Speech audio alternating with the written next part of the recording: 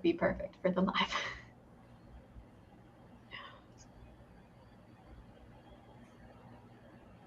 And we're live. Hello, everyone.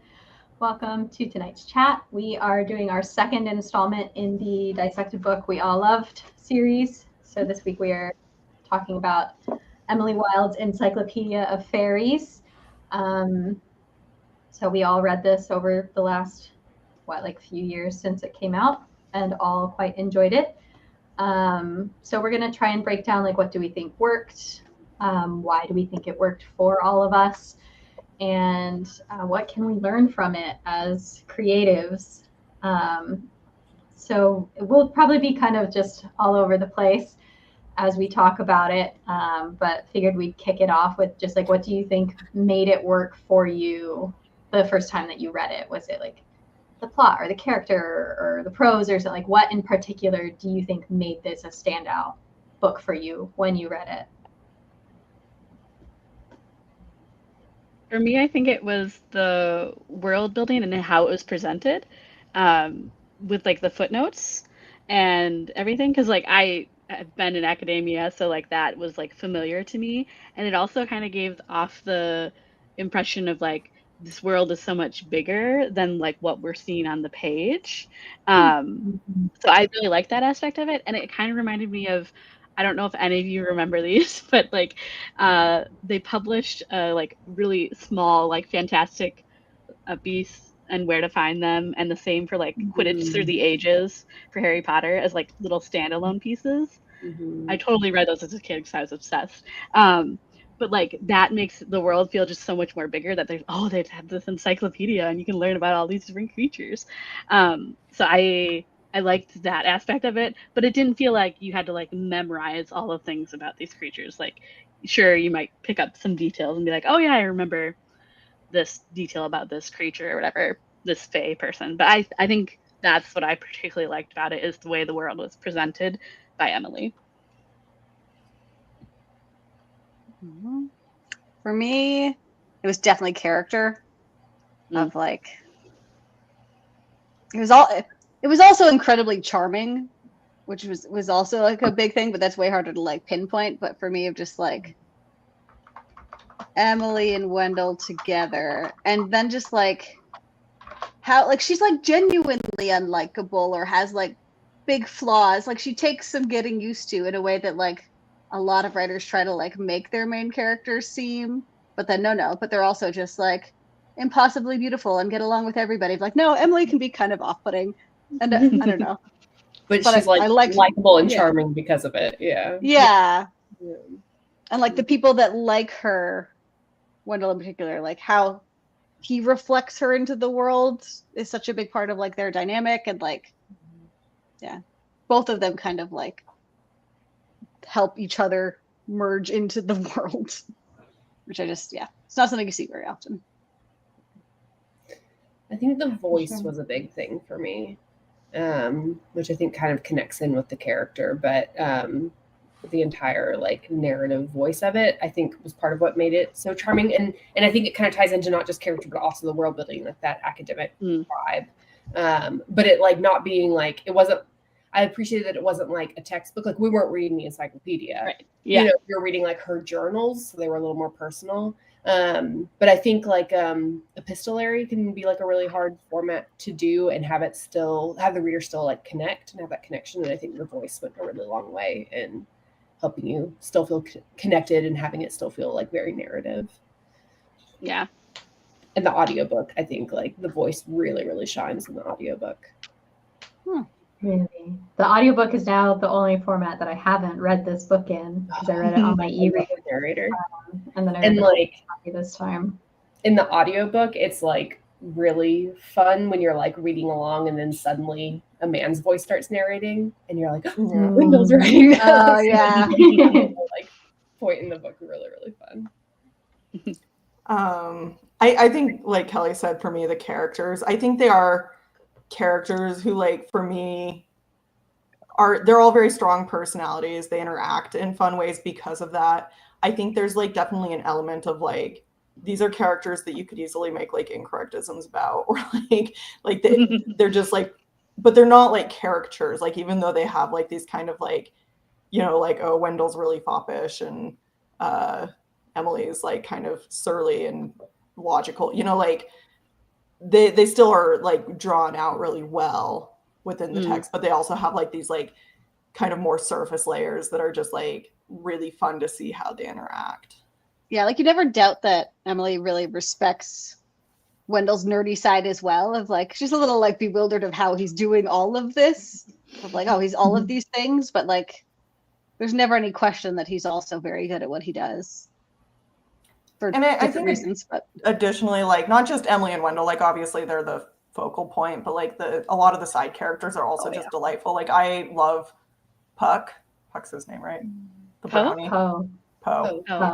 I'm getting my fairies mixed up. That's amazing. I love him so much. I forgot his name. No, but every time he's around, like I think he's just like very funny and also like interacts with the characters in like funny different ways. And yeah. Yeah. I think for me it was also the voice and the prose, just kind of generally. It's like an unexpectedly funny book, and that ties in like really well with the characters themselves, because like, oh, she'll do this really beautiful description of setting and they've just gone through these horrors, and then Emily will just think to herself, but you know, Wendell has found a way to punish me for all of this. He's mended all of my clothes. Like, and that to her is the worst thing that he could have done. And she just constantly is having these thoughts like that throughout the book that kind of catch you by surprise and are funny, but also very in character for her. And I really, really liked that. I think I wrote down that like the tense, like it being epistolary, it all lends to a lot of like rule breaking from what you would typically expect, but it all really works. Like you have distance, but you don't feel distant, and she'll like skip ahead, and like you think they've introduced the search for this tree that is holding a hidden prince or a hidden fairy prince, and you think, for the midpoint we are going to search for this tree, and then 2 pages later they're like, we found the tree, guys. We wandered a lot, but we found it.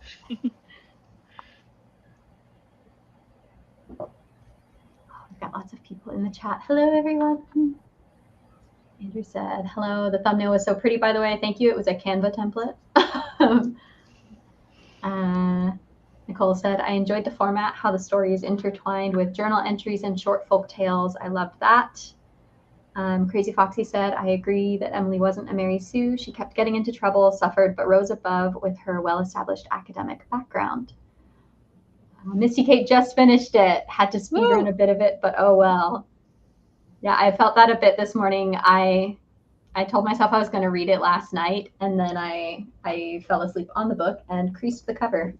So I was going to actually say that I really just wanted it to be fresh, and that's why I read it today. Yeah. But I confessed immediately. You at least bothered to read it. I read it like in January and haven't. Yeah, not that long ago. I read it more recently.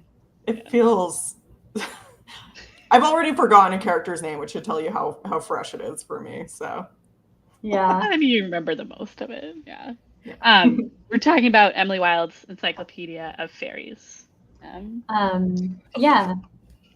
This is part of a series that we do where we pick a book that all of us happened to like really enjoy on the first read through, and then we try to figure out what made it work for all of us, like what, as far as the science of writing goes and storytelling goes, made it good. So it helps to have read the book, but you certainly don't have to have read it to hang out. There will probably we will be spoiling it. So if you think you have to read it without spoilers, I don't know if spoilers really matter. No. Well, okay. This is kind of like almost the biggest thing besides the like fairy plot. I don't remember what Megan said that made me think of this, but I wanted to say it before I forgot. Of like one of my favorite things, and with like how Emily thinks and like the funny things, is Wendell proposing and her reaction to that, and trying to figure out if this was something she wanted to do, and like, oh, I do. Like that was just a lot of fun. Yeah, and she's like, I would like to continue thinking about it. He's like, excellent, best scenario ever. That's exactly what I hoped you'd say. Yeah, like her expectations for her were always so like you could tell he just like loved her for exactly who she is. Mm-hmm. Yeah, Nicole said, I also like how matter of fact she is about details that anyone would find extraordinary. What do you mean you believe Wendell is a fae? Not with a name like Wendell. What are you talking about? I think that is like kind of a good running bit, is like this like completely absurd thing will happen, like some big magical thing will happen to her and she'll just kind of like take it in stride, like, yeah, that checks out. And then it'll be something like seemingly inconsequential, like Wendell fixing her dress, that she's just like, can you believe this? Can you freaking believe? I am outraged. Yeah. I love that about Wendell, though, that like he couldn't just like sit there. He has to like always constantly be fixing something or cleaning or tidying. I just found that hilarious. I do also really like the way they managed to pull off like Wendell being Fae, but like isn't concerned with how a lot of things work. Of like that's just kind of how it is for him, and he just and like he's a scholar on Fae, so like some things I guess interested, but Emily will ask him other questions and be like, I don't know, why would I ever have considered that question? Like, so just seeing that was really interesting, and it made it like having him there in the role he was playing without having all the answers. Of like, mostly he just like doesn't really care about some of the stuff that she would desperately like to know about. Someone would be like, your car, how does it run? And you're like, I don't know. I get in it and I turn it on. Like, I don't know how an engine works. Why would I need to know? Yeah. Someone needs to know that, but not me.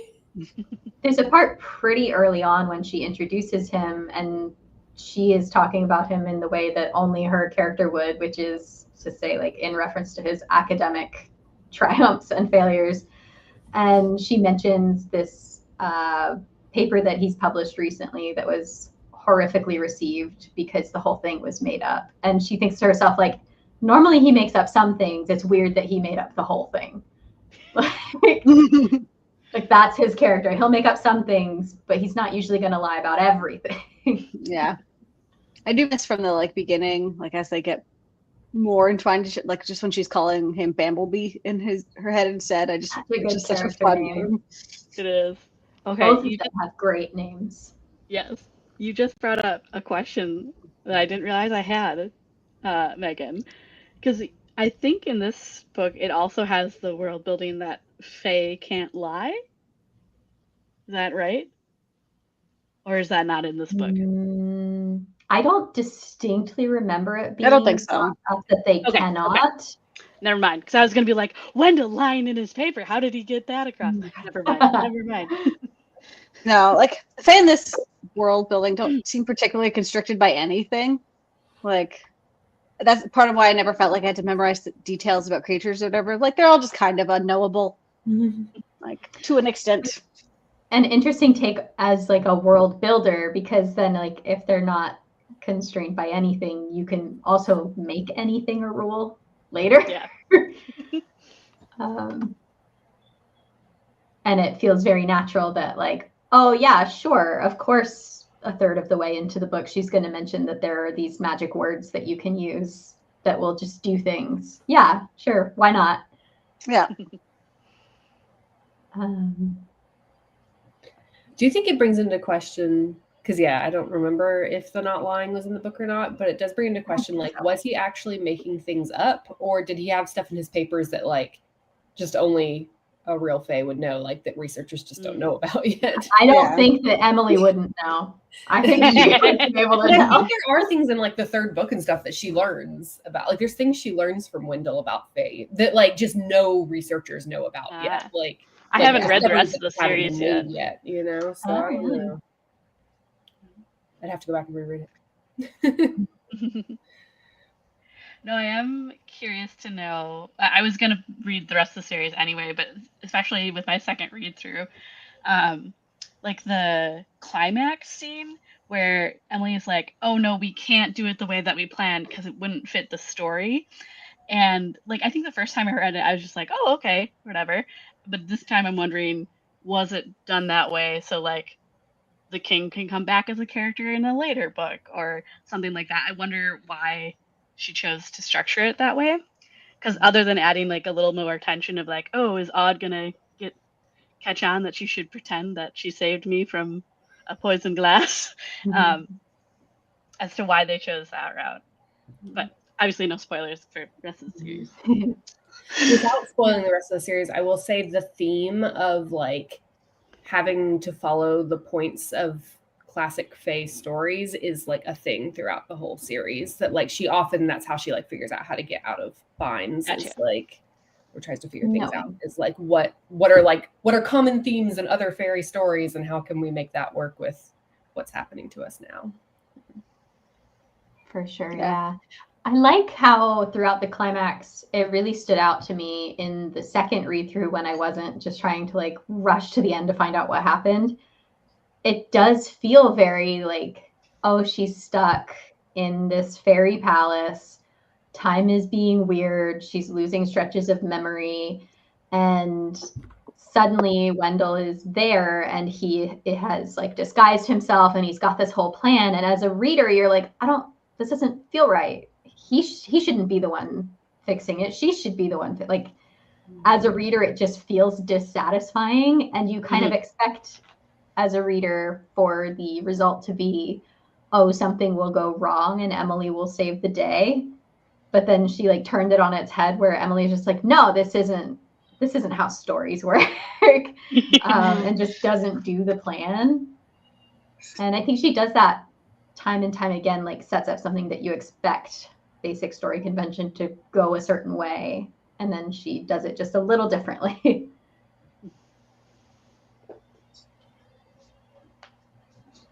Always to the exasperation of like everyone else is like, what do you mean we can't do this because the vibes we are wrong? Came to Fairy for you.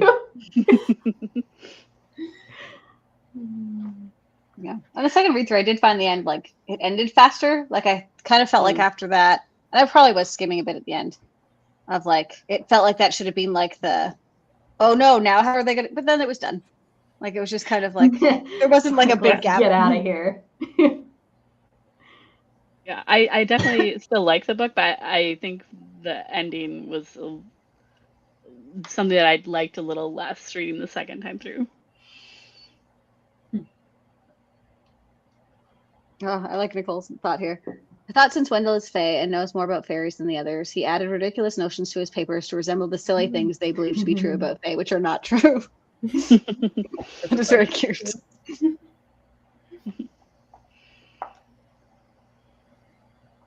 One of the things I was really interested in too was the idea of like foils, I guess, or just like seeing reflections of kind of the same, they're talking about how the fairies are unknowable and ridiculous, but then Emily also has like strange rules and rituals and ways of thinking, and she's also, because we're in her diary, time is passing funny just like it does in Fairy. And the same with Bamblebee, like he has his own ways of operating, and she's like, yeah, get this man a mirror and he'll be so happy. But then also the townsfolk have the same things, like they also have their own rules, rituals, and so it's just again and again and again, and they're all talking about the fairies like they're these unknowable and hard to predict things, but they're all doing it. I did like that whole sequence of them like trying to get him gifts and her suggesting things and him being so grateful that that she knows him so well, and just like it was all very sweet. The townsfolk in general, I think for me, coming out of the first, like that, they are what stuck with me about this book, of just like how the secondary characters came alive in this like just weird little town, and then, like the parents of the changeling child and like how dark their story was, but then like just like Odd and her general vibe, and the lumberjack girl whose name I can't remember, just Lilia. Yeah.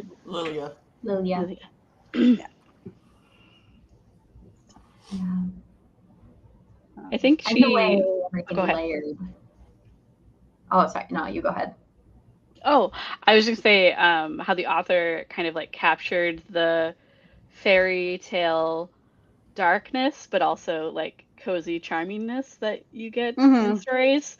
Like when I was reading that last story that she had in the appendix or whatever, I had completely forgotten the story. Like it was brand new to me reading it the second time. And so when it came to them like beating this girl up, I was like, what is going on? And then the raven comes out and I'm like, oh yeah. So like, you know, like it had kind of like a Cinderella type feel to it and then went completely darker. So you're just like the darkness and like the changeling child. So I'm not quite sure what to make of the sequence of like Wendell being a little uncomfortable with Emily torturing the changeling child, but also like he doesn't love the idea and he's a little aghast that she would do it, but not like enough to like her any less, which is just a kind of a weird balance of like he like looks at her like what, like okay, that's a bit much, but like carries like I'm sure it's a very fairy way of thinking. She stabbed the changeling child the first time she saw it, and he did not say anything about that. But when she torments it with like a dolphin palm, which I think is very telling about like his priorities and how for him that's like the worst thing that is happening to him is that he's separated from his home. I feel like he maybe chided a little about the stabbing of like when they were kind of talking. He was just like, "Wow, you're pretty tough." I guess I think it's just kind of how I read it, maybe of just like, yeah. See, he obviously wasn't like appalled or anything. Keep in mind, this man tore apart so many fairies limb for limb and then replayed time so he could do it again because they were going to come after her.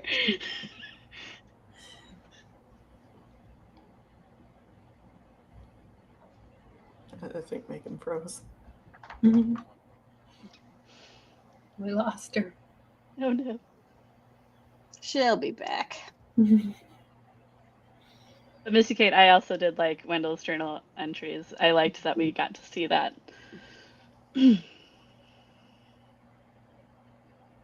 Nicole asked, what did we think about the author not shying away from Wendell's brutality when he saved Emily from the other Fae in the forest? I think it was important to like establish him as Fae and like not just this charming kind of bumbling, lovable weirdo. I'm like, no, there's a dark side here, and like a powerful dark side. Yeah, I think it's a big part of like how well-rounded the characters feel. That like she's not afraid to give them like real flaws or darkness. I think it's also important from the standpoint of like less in this book, but particularly in like the second two books, it very much becomes like a thing that one of the points of conflict is, you know, like Emily knows better than to trust one of the Fae, much less like marry one, you know, like she knows better than to do that, but Wendell, right? So like, yeah. I think like having on-page reasons of like, there's a reason people tell you not to do this. Yeah. I think it like gives weight to that conflict, which is important because that does become a very central conflict later in this story. I like that in response to Nicole's question, Missy Kate's just like, that was one of my favorite parts.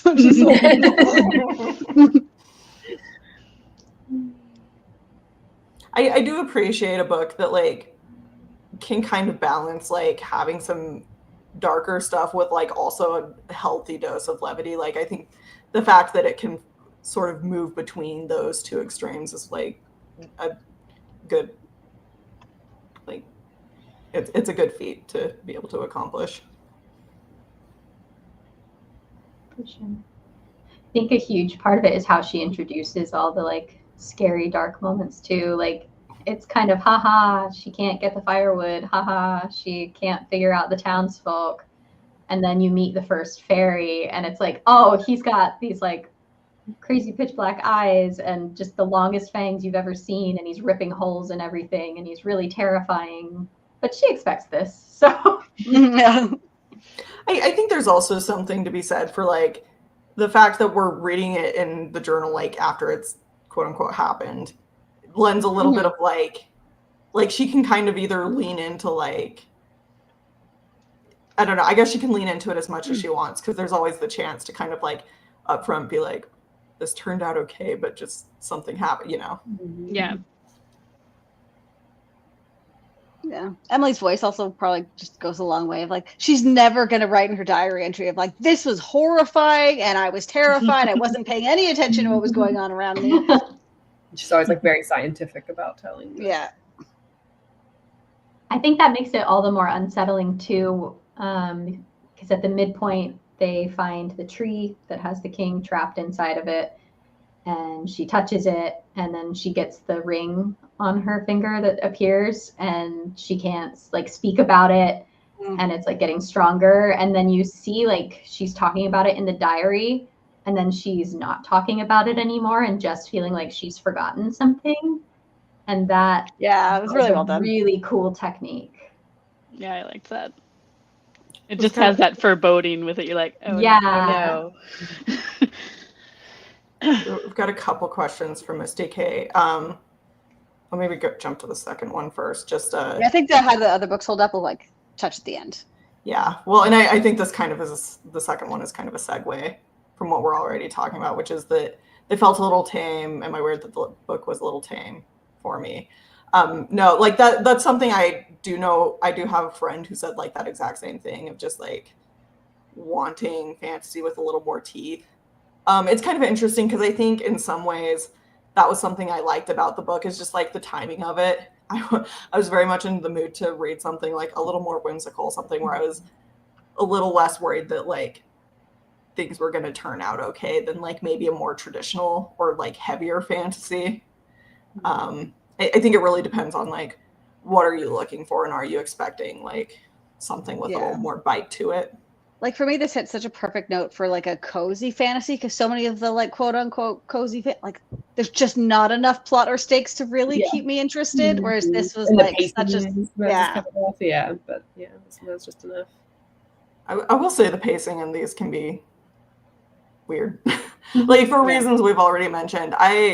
Without giving spoilers for the third book, when I read the third book, I was like, man, I know what the main plot of this book is supposed to be. And we are like 100 pages in, which is like a third of the way through the book. And it's kind of like barely been mentioned, which is wild. And I wasn't like not enjoying myself. Like I was kind of just having a nice time watching the characters just like bumble around and do like be themselves for a bit. But it was like from a craft standpoint, like very weird. That's like, we're a third almost of the way through this book and we barely brushed on like what is supposed to be the main conflict.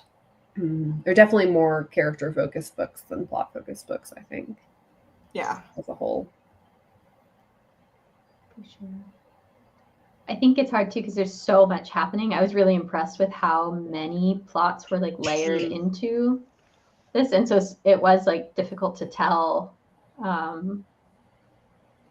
like, okay, what's the main conflict here? Not in like an unenjoyable way, but just in like a, wow, there's a lot of pieces on this board right now. I wonder which will be important. Probably not the word that recalls buttons, right? Probably not that one. Yeah, because even just like how invested are they in saving the town was just kind of like a point of debate between them of like, like, are we doing this? Do we want to be doing this? Why are we doing this? Does it matter why we're doing this? Deep down, are we doing it for other reasons? Like, it was such like a, I guess while we're here, we'll save the town. Unusual level of stakes. I love that debate that her and Wendell have, though, that like, does it matter why we're doing a good thing if we're doing a good thing? I think that's such a fascinating conversation. And it makes so much sense. Of them. yeah, exactly. That's what I was about to say. Yeah, and part of me is like impressed that she's as honest with him as she is with herself, but also that's kind of Emily to not even occur to her. It would occur to her that maybe we don't say this part out loud. Like, I think the first time I read it, I came away thinking like, ooh, this feels like it'd be a good intro to adult fantasy book for people who maybe don't read the genre. I'm wondering if you guys feel similarly or differently. Because as a second read through, I'm like, oh, I could see where some people who might not like slower paced things or a lot of world building, it might be a lot still. But I don't know. I think it depends on like where you're coming from. Like, what do you like to read already? Sure. So if you like to read cozier stuff and romances and things, I would recommend this. Yeah. It just feels like the kind of fantasy of like the adult fantasy I wish I could have put in my hands as a teenager, other than the like incredibly dark stuff I was reading as like a fairly young teenager. Of like, oh no, this would have been so much better.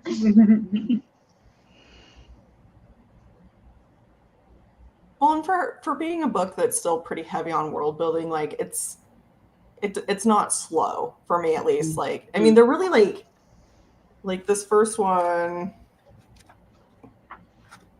about 350 just a little over 300 pages, really, of like not like super cramped font. Like it's Yeah. like I think pretty accessible from that standpoint at least, even though there is like a lot of world building. I think a couple times we've said like it doesn't feel like you have to like remember all of this stuff, you know, like, it's like, which I think can sometimes be hard with like light and dark academia books. Feeling like you need to like know all this background. Yeah. For all our talk about like the pacing and it feeling more meandering, I did try to map out like what's the plot structure here, and it did like to a T fit, you know, like, oh, we've got plot point 1, Emily almost exactly at the 1/3 mark or whatever, or 1/4 mark, Emily has like a bit of a crush feeling for Bamblebee and she earns the townsfolk's trust. And then almost exactly at the middle point, because the book ends here, so almost exactly at the midpoint, she has a mirror moment where he asks her like if she's begun to care for people, and her being like, my life has led to this moment, what does this mean for me if I'm starting to care for these people? And then like you get the exact like break into Act 3, so it all like felt very fresh, but did still follow very expected story conventions. I like that you take the time to plan that out, because I didn't. I want to figure out scientifically why it works. I think need to know. When you're saying that, I'm like, yeah, that does make sense.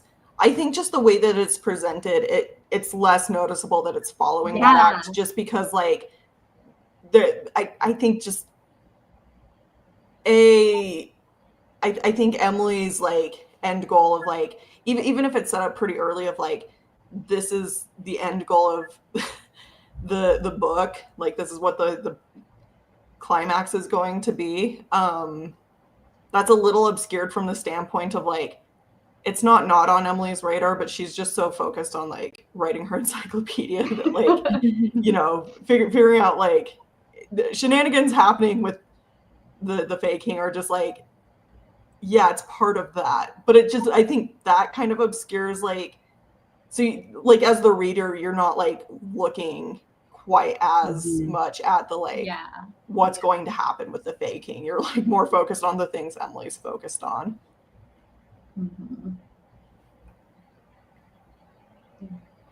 And then like as the plot goes on, you find out like, oh, people are being taken because there was a changeling. The changeling was drawing the tall ones to come and take the children.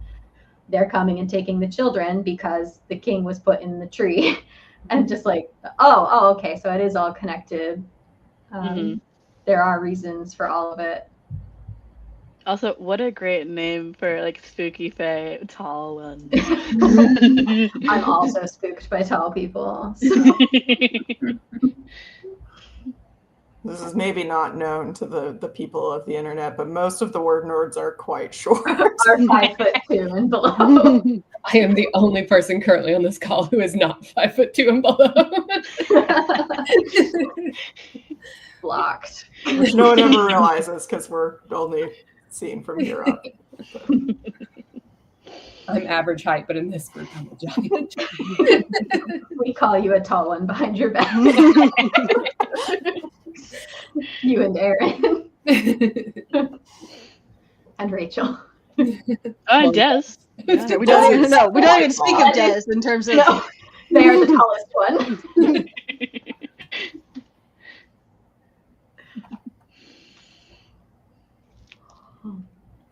Nicole said, I was able to keep all the threads straight. Sometimes I'll read a layered plot and I can't remember who the minor characters are when their names come up again, but all these characters were so distinct. For sure. 100%.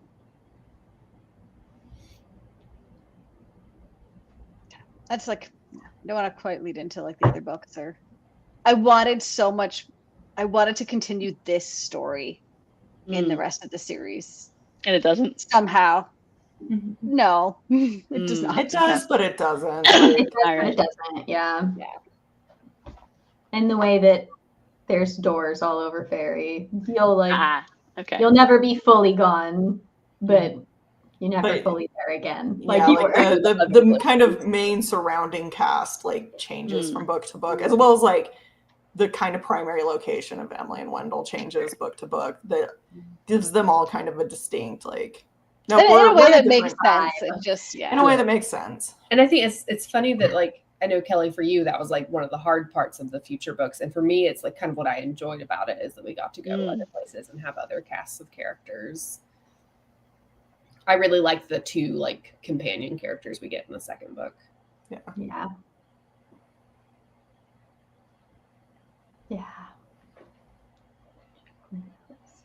And I liked that in the third book, like you kind of get like all the supporting people back in different ways.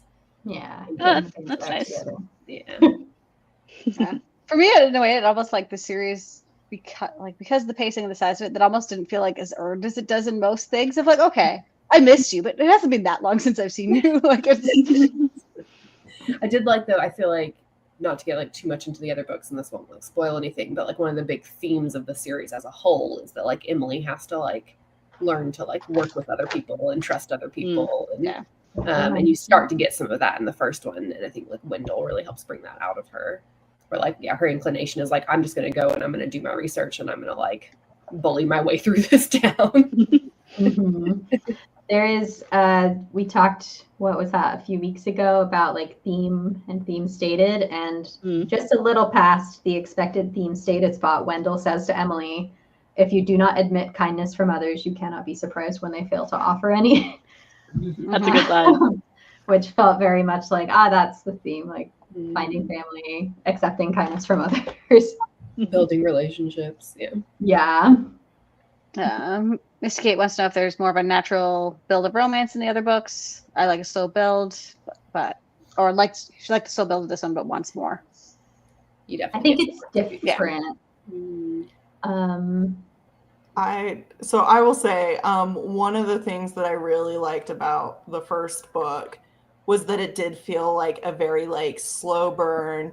As someone who like kind of came of age reading like the YA trilogies where it's like our endgame couple takes 3 books to get together, I was like, 3 books slow burn romance, 3 books slow burn.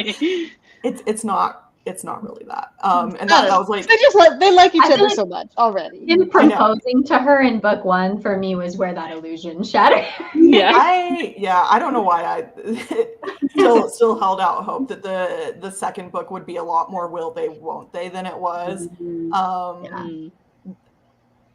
I think I actually struggled to get through the second book a little bit just because I was hoping for so much more of that. I think the second book has like a lot of merit and a lot of like good things about it that I might have appreciated more if I hadn't been hoping for the really like slow burn 3-book romance. Like less slow burn, more just Emily getting past her reservations. It's all of a sudden these two are hot and heavy all over each other. Like this is still like these characters in this kind of book, but right. But it does feel like it becomes much less of a will they won't they. Like even where the questions like technically still remain, I don't know. I didn't feel a lot of tension there. It's like how will they?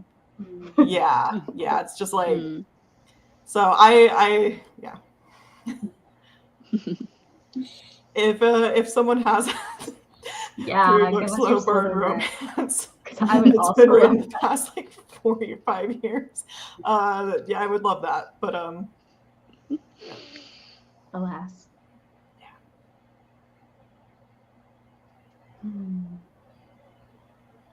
I feel like we've touched on all the big things.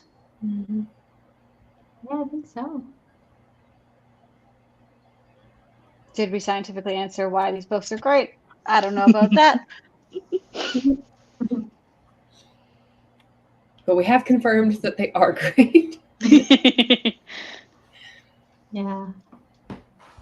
It's also One other kind thing of I- cool. Says, Oh, go ahead. okay, I'm going to read One Nicole's other comment. thing I did notice. No, I'm not. Oh, sorry. Go ahead. I don't know if one of our connections is bad. I'm just gonna go. I'm going now. Nicole says, I like how Wendell understands Emily without trying to change her. She's hardcore, cutting off her own figure, and he's all, of course, that's what you thought to do. Very clever. They're kind of both that way towards each other. Yeah. Like, they both do things that the other one is like, but you go, girl. But yeah, in a way that like kind of like highlights that they're different species, but in a charming way. Mm-hmm.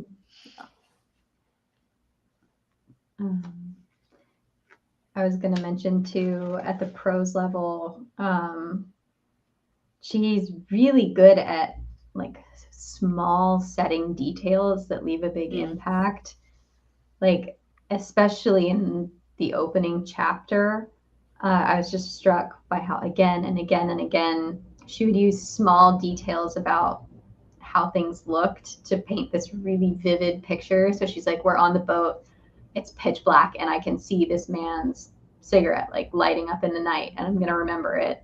And then they pull up and everything is white, but then there's these little colorful houses, and she describes them as like woven in to the white like embroidery thread, and just all these tiny things that are written really beautifully and then give such vivid imagery.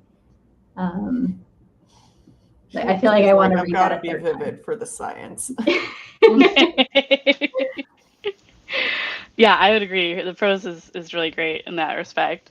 I also found it interesting that with like historical fiction fantasy, which we don't get a lot of, where she's just like, I'm going to create a Norway-like country, and that's where she's going to be. Yeah, and like you can never quite place like the timing comparatively to ours, or like, you know, Emily being a woman, or these two women getting married eventually. Like it's all just like a non-issue. Yeah, in a Don't way seem that to have doesn't. phones, but Wendell mentions movies at some point. Yeah.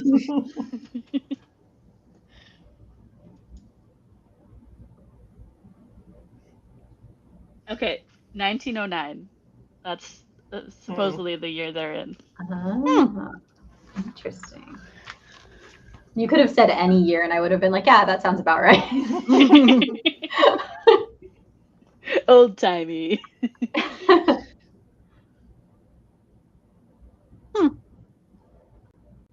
Yeah, I remember. I like it better outside of space and time. One other important facet of this book that I think makes it good, and that is cute dog. Very large, cute dog. Yes. Yeah. Large, cute dog. Who is never in any real danger. Yeah. Yes. Yeah. We opened the first paragraph is like, even the dog is exasperated with me, and that sets the theme so perfectly. Yeah, I really appreciated, like, even at the height of danger, there's just like, and nobody's bothered by Shadow. He's just there. The dog has plot armor. Yeah. Dog gets disguised as a tailor. Mm-hmm. I also thought it was interesting. I would guess that this was this bought as a trilogy? I would guess no, right? Almost nothing is bought as a trilogy. Yeah.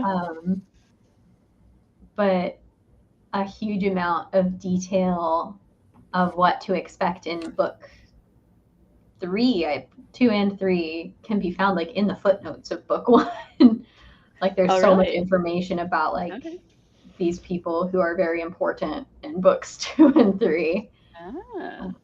Interesting. Yeah. And so I thought that was fun to go through, knowing how everything ends and seeing like, aha, there they are. Ooh, I like Andrew's take. I missed most of the chat, but I do feel like at Proposal 2, there's a decent case to be made that she's actually Ace Arrow. I could see that. for sure. 100%. I could.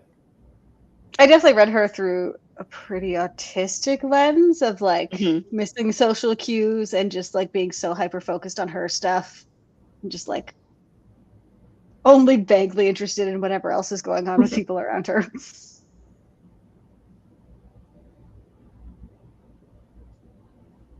For sure. I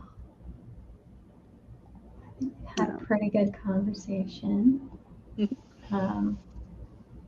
I freeze? Yes, I did. You did not. You did not. I did want to Nicole's follow-up comment to Andrew. I didn't consider that, but she doesn't seem interested in romance. I think to me it read more as like she seems kind of surprised at herself that she's interested. Of like when he asks, it's like she's not interested. Like she's gonna have to give this some further thought, basically. Yeah, she said she loves spending time with him. Like he's the only person that she wants to spend time with. So. And like when she got Fairy kidnapped, she was about to like get up and just throw herself at him just to see how that went. So yeah, for sure. Megan, you are not frozen if you're at all concerned. I can always tell when I freeze because you all turn into pinwheels. So my laptop is on its last legs, but I really need it not to die right now. Relatable. Yeah. No, it's not a convenient time. So I just give it a stern talking to right before every live chat. It doesn't seem to be working. It's not working. I will report back later. What are we chatting about next week? It's a write-in. So we'll be back writing in. Yeah, I believe we're going to do 2 write-ins back to back, actually. That way we can. Okay, I was going to say, like, this is quarter supposed to be a wrap-up. write-in. How did that work? But now I get it. Yeah. Yeah, we're going to do 2 write-ins back to back, and then the 28th is our quarterly wrap-up. Excellent. Should be fun. As always, thanks for being here, everyone. We will see you next week, I hope. Bye.